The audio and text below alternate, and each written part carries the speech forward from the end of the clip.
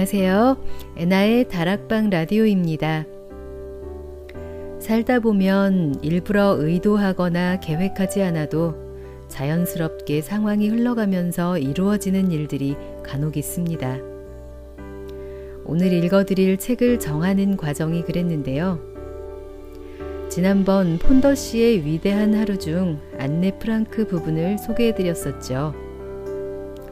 폰더시가 안네를 만나 인생의 지혜를 배우는 장면을 읽으며 갑자기 안네 프랑크가 사무쳐 와서 근 20년 만에 안네의 일기를 다시 꺼내보게 되었는데요. 그러다가 원래 예정에 없던 이 책을 오늘 읽어드리게 됐습니다. 그 짧은 15년을 살다 갔는데도 오랜 세월 인류에게 정신적으로 지대한 영향을 끼치고 있는 유대인 소녀 안네 프랑크의 일기. 학창시절에 다들 한 번쯤은 읽어보셨을 텐데요. 제가 소장하고 있는 책은 문학사상사에서 발간된 무삭제 완전판 안네의 일기입니다. 널리 알려져 있는 기존의 안네의 일기는 나치 독일의 잔악한 유대인 학살 정책과 전쟁 속 한 소녀의 비극을 그리는데 초점이 맞춰져 있었죠. 그런데 무삭제판 안네의 일기는 단축판에서는 볼 수 없었던 사랑과 성에 눈뜨는 사춘기 소녀의 고민, 그리고 엄마와의 심리적 갈등 등 안네의 솔직한 내면의 모습이 생생한 묘사로 담겨 있습니다. 안네의 가족이 수용소로 끌려간 뒤 은신처 아래층 사무실에서 일하던 미프 히스가 안네의 일기장을 발견해 숨겨두었다가 전쟁이 끝난 뒤 유일하게 살아 돌아온 안네의 아버지 오토 프랑크에게 넘겨주었는데요. 오토 프랑크는 작가의 꿈을 키웠던 딸의 소원을 이루어주기 위해 일기를 출판하기로 결정했습니다. 그런데 그 당시만 해도 성에 관한 내용을 그대로 공개한다는 건 상상도 할 수 없는 일이었고, 죽은 아내와 은신처 사람들의 입장을 고려해 여러 문장을 삭제하면서 전체 내용의 4분의 3 정도의 분량만 출판된 것이라고 합니다. 그러다가 아버지인 오토 프랑크가 사망한 후 안네의 일기에 대한 판권을 가지고 있던 안네 프랑크 재단이 1991년 무삭제 완전판을 펴내게 된 것입니다. 안네의 스펠링은 ANNE, 빨강머리 앤의 스펠링과 같습니다. 한 사람은 실존 인물이고 또 한 사람은 소설 속 허구의 인물이지만 이름이 같은 이 두 소녀에게는 놀라운 공통점이 있습니다. 두 소녀 모두 언제나 나 자신으로서의 감정에 충실하고 솔직했으며 가장 절망적인 순간에도 매 순간을 긍정하며 단 한순간도 헛되이 보내지 않았다는 점이 그것입니다. 안네는 나의 희망은 죽어서도 계속 살아있는 것이란 말을 일기에 남겼는데요. 물리적 죽음을 피할 수 없는 인간에게 영생이란 어쩌면 죽어서도 모두의 가슴에 살아 숨쉬는 것이 아닐까 싶습니다. 그렇다면 안네는 비록 짧게 살다 갔지만 생전의 소원을 모두 이룬 것이겠죠. 자신의 일기장에 키티라는 이름을 붙이고 키티에게 보내는 편지 형식으로 쓴 안네의 일기. 그중 오늘은 기존의 안네의 일기에서는 공개되지 않았던 부분 위주로 발췌해 읽어드리겠습니다. 그럼 오늘도 끝까지 편안하게 들어주세요.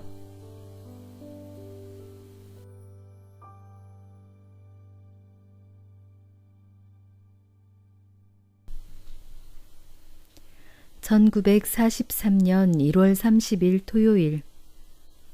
나를 내버려둬요. 사랑하는 키티에게. 너무나 분해서 속이 부글부글 끓어오릅니다. 그러나 그런 기분을 얼굴에 나타낼 수도 없습니다. 눈 딱 감고 발을 동동 구르기도 하고 째지는 목소리로 소리를 질러보기도 하고 엄마에게 달라붙어 큰 소리로 울부짖으며 터무니없는 일을 마구 저질러 보고 싶습니다. 이렇게 하고 싶은 이유는 나를 향해 매일 쏟아지는 온갖 욕설과 악담, 경멸과 무시하는 눈길, 비난과 질책 때문입니다. 그리고 그것들은 팽팽하게 당겨진 활시위를 떠난 화살처럼 깊게 꽂혀 좀처럼 뽑히지도 않습니다. 나는 엄마에게도 언니에게도 판단 씨에게도 뒤셀 씨에게도 그리고 아빠에게조차도 고함을 지르고 싶습니다. 제발 나를 가만 내버려둬요. 하다못해 하루만이라도 눈물로 베개를 적시지 않고 울어서 눈이 붓지 않고 머리가 아프지 않고 잘 수 있도록 해주세요. 모든 걸 잊을 수 있게 해주세요. 가능하다면 이 세상에 안녕을 고하게 해달라고요. 라고 외치고 싶습니다. 그러나 그렇게 할 수 없습니다. 나의 절망을 모두가 알게 해서는 안 됩니다. 모두에게서 받은 상처를 속속들이 드러낼 수는 없습니다. 그들로부터 동정을 받고 선의의 농담을 듣는 것도 참을 수 없습니다. 그런 일을 당한다면 더욱더 심하게 째지는 소리로 고함을 지르고 싶어질 뿐입니다. 내가 입을 열면 모두들 똑똑한 채 한다고 말합니다. 입을 다물고 있으면 바보 같다고들 하죠. 말대꾸라도 하면 건방지다고 합니다. 뭔가 좋은 생각이 떠올라 얘기하면 약은 꾀라는 핀잔을 듣고요. 피곤해서 쉬고 있으면 게으르다고 하고 한 입이라도 더 먹으면 버릇없이 군다고 합니다. 그 밖에도 얼간이, 겁쟁이, 앙큼한 계집애 등등 많습니다. 하루 종일 내가 듣는 건 너는 귀염성 없는 아이라는 말뿐입니다. 웃음으로 얼버무리며 신경을 쓰지 않으려고 하지만 실제로는 상처를 입습니다. 가능하다면 하느님께 빌고 싶어요. 모든 사람의 비위에 거슬리지 않도록 성격을 바꿔주세요 라고 말입니다. 그러나 그건 불가능한 부탁이겠죠. 이미 형성된 나의 성격은 내게 주어진 것이고 결코 나쁜 성격이 아니라는 확신도 있습니다. 이래봬도 나는 모두를 즐겁게 해주기 위해 최선을 다합니다. 모든 사람들이 상상도 못할 정도로 노력을 하고 있죠. 모든 걸 웃어넘기는 것은 모두에게 나의 고민을 들키고 싶지 않기 때문입니다. 그러나 부당하게 꾸지람을 들으면 나도 모르게 화가 치밀어 뭐라고 해도 좋아요.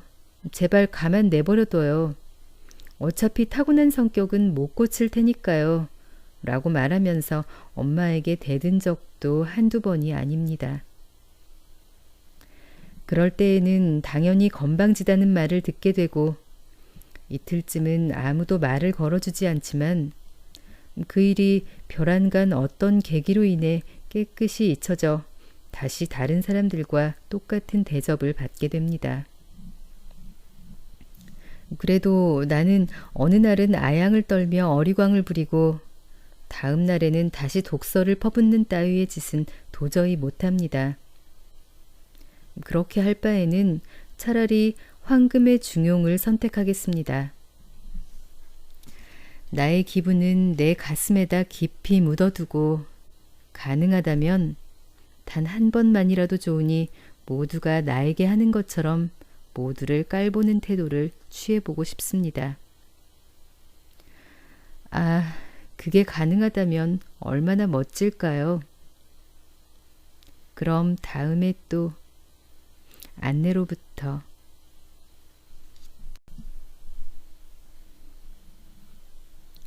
1943년 12월 24일 금요일. 여긴 지상 천국인가 절망의 늪인가. 누구보다도 사랑하는 키티에게. 분명히 전에도 썼을 텐데 이곳 사람들은 분위기에 좌우되기가 아주 쉬워요. 그런데 내 경우에는 요즘 더 심해진 것 같아요. 괴테의 말 중에 지상 천국인가 절망의 구렁텅이인가 라는 게 있는데 정말 이곳에 딱 어울리는 말이에요. 다른 유대인 아이들과 비교하여 이곳에 있는 우리가 얼마나 행운인가를 생각하면 이곳이 지상 천국이라고 외치고 싶다가도 오늘처럼 클레이만 씨가 와서 딸 요피의 하키 클럽이나 카누 여행, 연극 활동, 친구들과의 차모임 따위에 관해 이야기하는 것을 들으면 그야말로 절망의 구렁텅이에 빠진 기분이 되거든요. 결코 요피를 질투하는 건 아니에요. 그저 한 번만이라도 좋으니 나도 그런 즐거움을 맛보고 싶고 배가 아플 만큼 웃어보고 싶은 거예요. 특히 크리스마스나 신년 휴가가 계속되는 요즘 같은 때 우리만이 소외되어 여기에서 한 발자국도 움직일 수 없다고 생각하면 그런 생각은 더 강렬해집니다. 사실 이런 얘기는 쓰지 말아야겠죠. 감사하는 마음을 모르는 것처럼 생각될 테니까요. 하지만 나는 이런 것을 내 가슴 속에만 묻어둘 수는 없어요. 그러므로 이 일기에 맨 처음에 썼던 말을 다시 한번 쓰겠어요. 종이는 인간보다 더 잘 참고 견딘다 라고 말이에요. 밖에서 들어온 누군가의 옷에서 바람 냄새가 나고 매서운 바람에 시달린 그의 뺨이 홍조를 띠고 있는 걸 보면 나는 나도 모르게 도대체 언제쯤이면 신선한 공기를 들이마실 수 있는 사치가 우리에게도 허용될까라는 생각을 하게 됩니다. 나는 그럴 때면 그런 생각을 잊으려고 담요에 얼굴을 파묻는 대신 오히려 머리를 높이 쳐들고 씩씩하게 행동하려고 하는데 그러다 보면 자꾸 그런 생각을 더하게 됩니다. 아마 당신도 1년 반이나 갇혀서 지낸다면 종종 견딜 수 없게 될 때가 있을 거예요. 아무리 올바른 판단력이 있고 감사하는 마음을 잊지 않아도 마음 깊은 곳에 솔직한 느낌까지 억누를 수는 없거든요. 자전거를 타고 춤을 추고 휘파람을 불고 세상을 보고 청춘을 맛보고 자유를 만끽하고 나는 이런 걸 동경해요. 그러나 그런 마음을 밖으로 드러내서는 안 되죠. 하기는 우리 8사람 모두가 자신을 불쌍하게 여기거나 불만스러운 표정을 지으며 지낸다면 도대체 어떻게 될까요? 가끔씩 나는 자문자답을 해요. 나의 이런 마음을 누군가 이해해 줄 수 있을까? 내가 모든 일에 감사하지 않아도 너그럽게 봐줄까? 유대인인지 아닌지에 관계없이 나는 그저 평범한 한 소녀로서 떠들고 까불고 웃게 되기를 진심으로 바라고 있다는 사실을 이해해 줄까? 하지만 나는 나 자신에게 대답할 수 없고 그렇다고 그런 나의 속마음을 누군가 다른 사람에게 털어놓을 수도 없어요. 이야기한다면 아마 울어버릴 테니까요. 울고 나면 마음이 아주 가벼워지겠지만 그건 다른 일은 몽땅 무시하고 누군가의 어깨에 기대어 울 수 있는 경우에나 그렇겠죠. 나는 매일 이런저런 생각으로 스스로를 위로하거나 있는 힘을 다해 참아보긴 하는데 그래도 역시 진심으로 나를 이해해 줄 엄마다운 엄마가 없다는 사실 때문에 너무나 쓸쓸해져요. 그렇기 때문에 무엇을 하든지 무엇을 쓰든지 앞으로 내 아이들에게 되어주고 싶은 이상적인 어머니를 떠올려 봅니다. 이 어머니는 지극히 일상적인 대화를 전부 진심으로 받아들이는 건 아니지만 그래도 내가 말하는 것은 진지하게 받아들여 주죠. 잘 설명할 수는 없지만 내게는 왠지 어머니라는 단어 자체가 모든 것을 말해주고 있는 것처럼 생각돼요. 엄마를 부를 때 어머니 같이 들리도록 내가 어떤 호칭을 만들어냈는지 알아요? 가끔씩 오머니라고 부르는 거예요. 어머니와 오머니는 겨우 한 글자만 다를 뿐이에요. 말하자면 어머니의 변형이죠.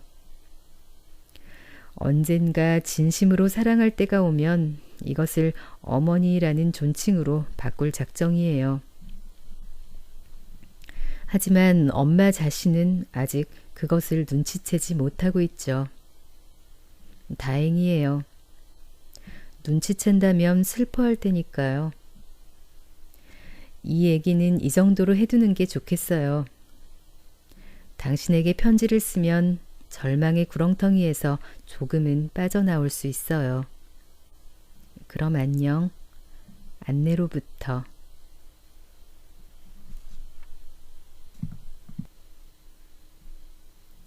1944년 1월 6일 목요일. 페터의 깊고 파란 눈. 사랑하는 키티에게. 요즘 누군가와 이야기를 나누고 싶다는 욕구가 아주 강렬해졌는데 무슨 이유에선지 모르지만 문득 그 상대로 떠오른 게 페터였어요.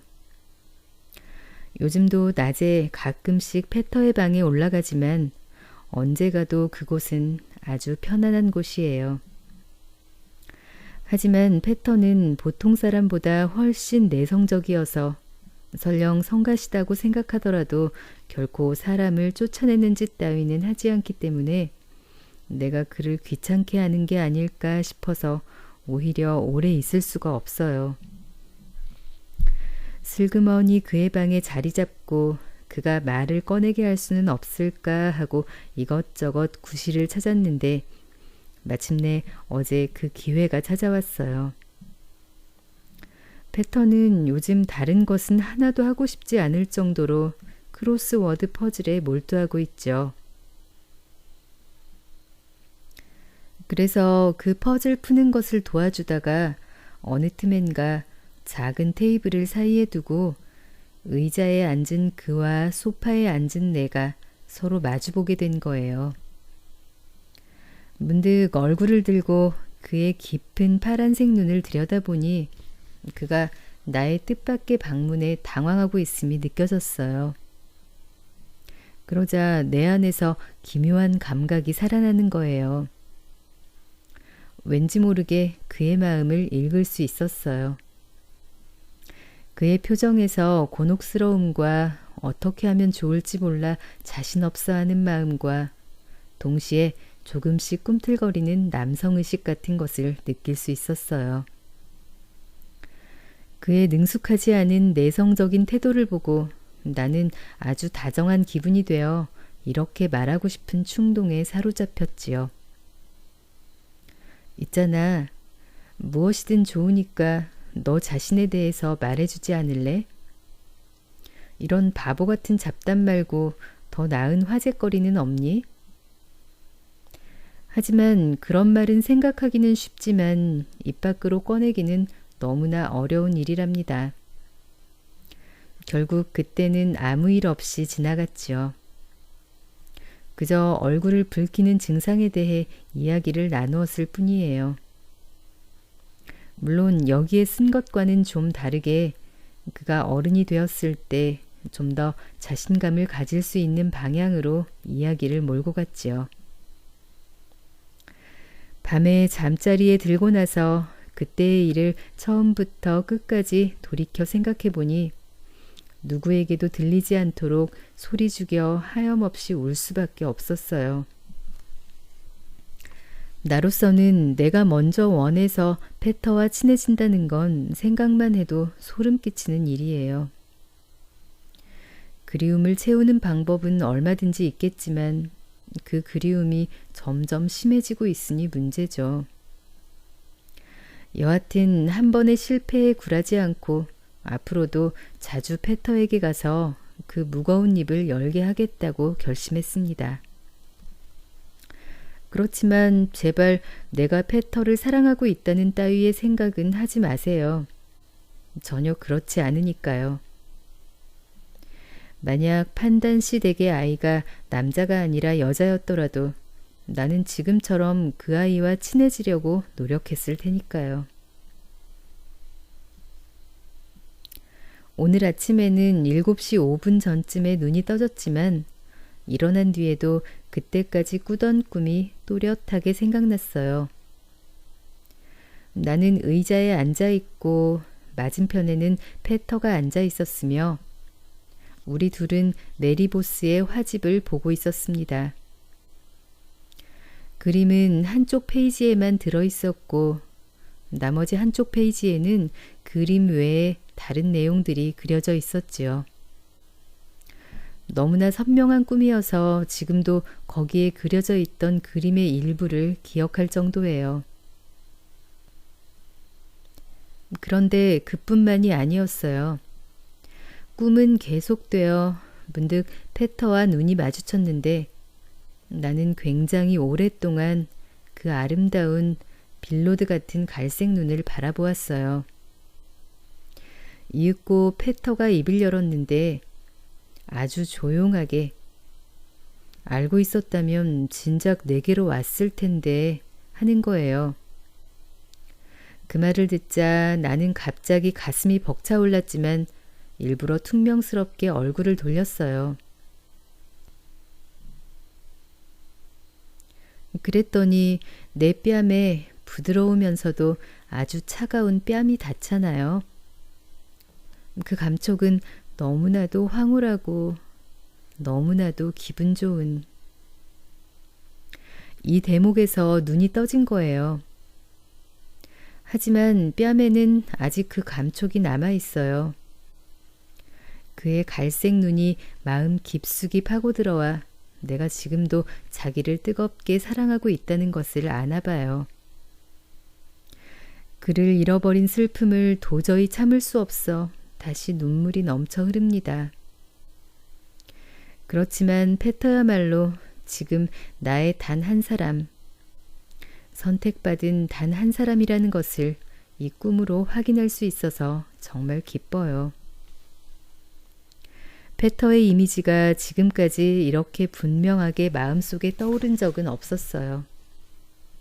사진 따위는 필요 없을 정도예요. 눈앞에 그처럼 선명하게 그 모습을 떠올릴 수 있거든요. 그럼 안녕. 안내로부터 1944년 3월 23일 목요일 페터와 나눈 섹스에 관한 얘기. 사랑하는 키티에게 모든 게 다시 정상으로 돌아온 느낌입니다. 암거래의 배급표를 얻어다 주던 사람들도 무사히 석방되었습니다. 미프는 어제부터 다시 회사에 나오기 시작했는데 오늘은 얀이 미프 대신 자리에 누웠습니다. 오한에다 고열 등 전형적인 유행성 독감의 증세가 나타나고 있습니다. 베프는 아직 기침을 하지만 상당히 좋아졌습니다. 클레이만 씨는 당분간 안정을 취해야 한대요.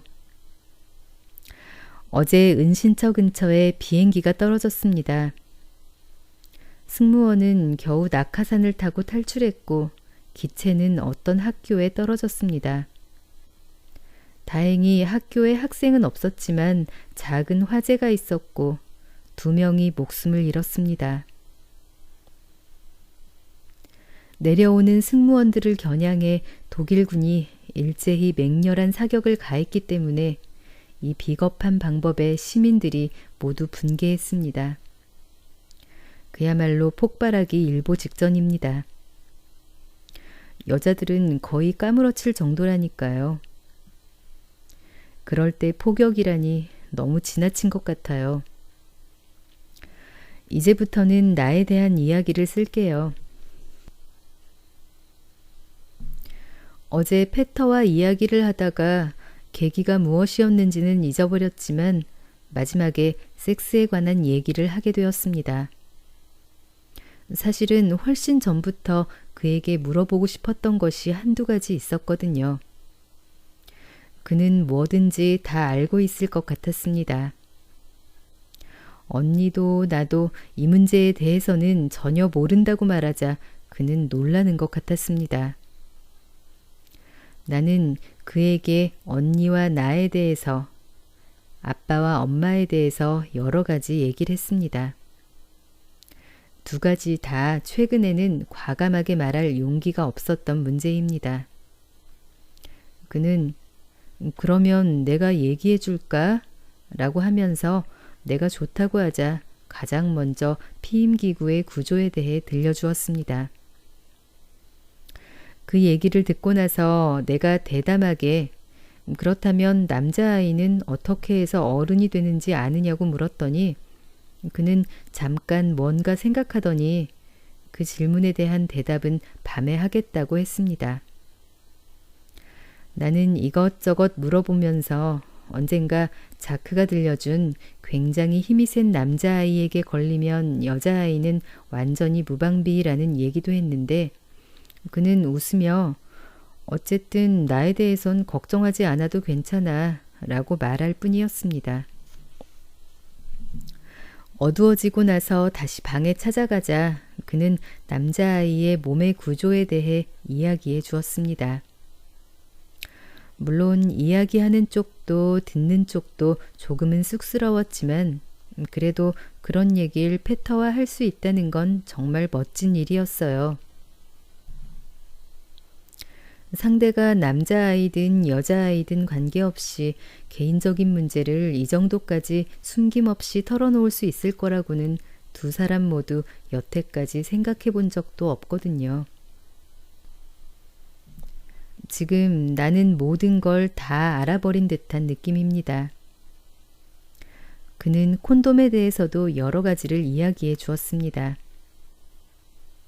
그리고 나서 밤에 화장실에서 언니와 함께 브람과 드레이스에 대해 여러 가지를 이야기했습니다. 드레이스는 유대인 중학교의 마르고 친구고 브람은 그녀의 남자친구면서 마르고의 친구입니다. 그런데 오늘 아침 너무나 무서운 일이 일어났습니다. 아침 식사 후에 페터가 나에게 손짓을 하며 위로 올라오라고 했습니다. 그러더니 갑자기 이렇게 말하는 거예요. 너 상당히 비열한 짓을 했더구나. 어제 마르고와 화장실에서 이야기하는 걸 들었어. 너는 내가 어디까지 알고 있는지 알아내서 나중에 비웃으려고 했던 거지? 너무 놀라고 어이가 없어 잠시 동안은 말을 못했습니다. 그가 분개하는 걸 이해는 하겠지만 오해에서 비롯된 일이기 때문에 그걸 풀기 위해 최선을 다했습니다. 아니야, 페터. 그런 비열한 짓은 안 했어. 둘이 한 얘기는 절대로 다른 사람에게 하지 않기로 한 약속은 지키고 있어. 일부러 너를 속여 함정에 빠뜨리려고 했더니 어떻게 그런 행동을 할 수 있겠어. 그런 비열한 짓을. 페터, 이건 웃을 일이 아니야. 말도 안 돼.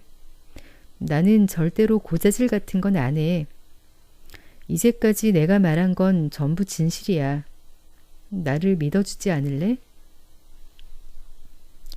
그래서 간신히 나를 믿는다는 다짐을 그에게서 받아내긴 했지만 아직까지 진정이 안 되고 다시 한번 그와 얘기하지 않으면 안 될 것 같아 하루 종일 아무 일도 할 수가 없었습니다.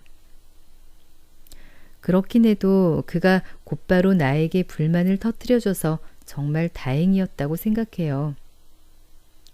직접 말하지도 않고 그런 무서운 생각을 계속 마음속에 품고 있었다면 생각해 보세요. 패터는 정말 사랑할 만한 사람이에요. 이제부터는 뭐든지 그에게 얘기할 생각입니다. 얘기하지 않으면 안 될 것 같거든요. 그럼 다음에 또 안내로부터.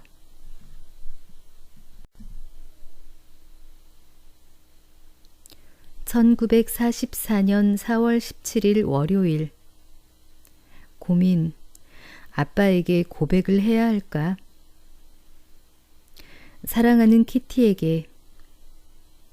당신은 어떻게 생각해요? 내가 남자아이와 소파에 앉아 키스한 일을 우리 부모님이 이해하실 수 있을 거라고 생각하나요? 17살 소년과 이제 조금 있으면 15살이 되는 소녀가 솔직히 이해하기 어렵겠죠. 그러나 나는 이 문제에 관한 한 나 자신을 신뢰하지 않으면 안 됩니다. 그의 팔에 몸을 기대고 꿈을 꾸는 듯한 황홀함을 느끼는 일. 나에게는 더할 나위 없는 기쁨과 평온함입니다. 내 뺨에 닿는 그의 뺨을 느낄 때는 뭐라 말할 수 없을 정도로 가슴이 설레입니다. 언제나 나를 기다려주는 누군가 있다고 생각하면 행복하고 가슴이 두근거립니다. 그러나 패터가 계속해서 이 정도로 만족할지는 의문입니다.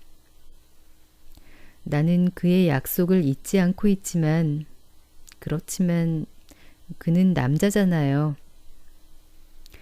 나는 내가 상당히 조숙하다는 것을 알고 있습니다. 아직 15살이 채 되지 않았는데도 이미 완전하게 독립한 인간이거든요. 다른 사람들은 이해하기 어렵겠죠. 언니라면 약혼이라든가 결혼이 거론되기도 전에 키스를 하는 일은 절대로 없을 거예요. 그런데 우리는 둘 다 결혼 같은 건 생각해 본 적도 없습니다. 엄마는 아마 아빠와 알기 전에는 남자와 손도 잡아보지 못했을 거예요. 내가 다니던 학교의 여자친구들, 특히 자크는 내가 패터의 팔에 몸을 바싹 붙이고 그의 가슴에 나의 가슴을 밀착시키고 머리를 그의 어깨에 대기도 하고 패터가 내 머리에 자신의 머리와 얼굴을 기댄다는 걸 알면 도대체 뭐라고 할까요? 어머, 안내가 말이야. 조심성 없는 행동을 했다는구나 라고 할까요? 그러나 나는 솔직히 그런 행동이 그렇게 비난받을 만한 일이라고는 생각하지 않습니다. 우리는 이곳에 처박혀 지내고 있습니다. 세상과 동떨어진 채 더구나 최근에는 공포와 불안 속에서 지내고 있습니다. 그런데 왜 사랑하는 사람끼리 그렇게까지 조심스럽게 행동해야 하는 걸까요? 왜 서로 키스를 하면 안 되는 걸까요? 무슨 이유로 적당한 나이가 될 때까지 기다려야 하는 걸까요? 어째서 그런 일에 신경을 쓰지 않으면 안 되는 걸까요? 나는 나의 행동에 대해서 책임질 각오가 돼 있고 그도 나를 슬프게 하거나 괴롭히고 싶지는 않을 것입니다. 만약 그렇게 해서 두 사람이 행복해질 수 있다면 내 마음이 향하는 대로 행동해도 괜찮지 않을까요? 하지만 키티, 당신도 눈치챘겠지만 나 역시 고민하고 있습니다. 나는 워낙 정직하기 때문에 무슨 일이든지 숨어서 몰래 하는 것은 떳떳하지 못하다고 생각하거든요. 내가 의무적으로 이 일을 아빠에게 털어놓아야 한다고 생각하나요? 제3자에게 우리 둘만의 비밀을 털어놓아야 한다고 생각해요? 밝히고 나면 비밀의 아름다움은 사라지겠지만 나의 양심은 회복되는 걸까요? 어쨌든 이 문제를 놓고 그 사람과 이야기해 보고 싶습니다. 그래요. 그와 많은 이야기를 나누고 싶어요. 항상 껴안고 있는다고 해서 무슨 일이 해결되겠어요? 각자가 마음속에 품고 있는 생각을 털어놓으면 서로에 대한 신뢰감이 싹트게 될 거고, 그때야말로 비로소 두 사람은 무언가를 얻을 수 있을 겁니다. 그럼 다음에 또 안내로부터 1944년 4월 5일 수요일. 죽은 뒤에도 기억되고 싶어요. 누구보다도 사랑하는 키티에게. 내가 왜 공부를 하고 있는지 뚜렷한 목표가 없어 헤매고 있습니다. 전쟁은 시간이 훨씬 더 많이 흘러야 끝날 것 같고, 그래서인지 전쟁이 끝난다는 게 아름다운 옛날 동화처럼 현실과는 동떨어진 일 같습니다. 만약 전쟁이 9월까지 끝나지 않으면 예전에 다니던 학교로는 돌아가지 않을 생각입니다. 친구들보다 2년이나 뒤처지는 건 싫기 때문이죠. 아까는 한참 동안 페터 생각만 했습니다. 페터 말고는 아무도 없는 것 같았습니다. 그런 몽상에 잠겨 있었는데 밤이 되자 왠지 모르게 비참해져서 정말 아무것도 할 수 없었습니다. 페터와 함께 있는 동안은 눈물을 꾹 참고 있었습니다.